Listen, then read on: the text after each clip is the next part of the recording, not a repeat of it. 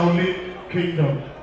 I want to welcome another legend of Nollywood, Dr. Spar.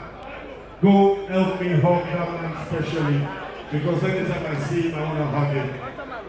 Ogogo Omokulodo. Omokulodo, that's my boss. Ogogo just became a citizen. The most handsome of them all. Yes, he just became a citizen of say it now.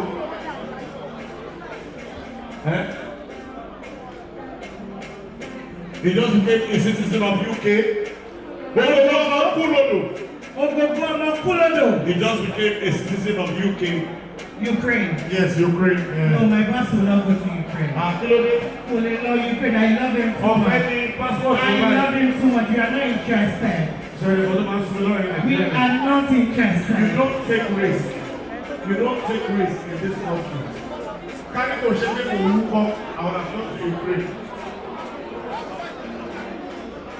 And you know, just yesterday. You're watching GboahTv. Kindly click on the subscribe button and the bell beside it so you get notified. My boss became the Otunba of Yewaland. Otunba of Yewaland. Just yesterday, Papa Oloye, I greet you, so I celebrate you always. Etubo Pefuwa.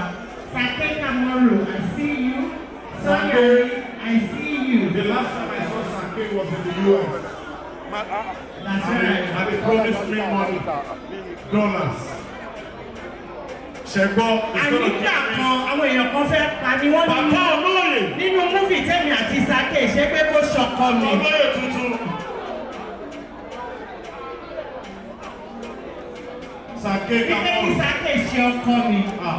Sake lè fi lórí sẹ́ẹ̀tù. Àyà ni wọ́n ń dá.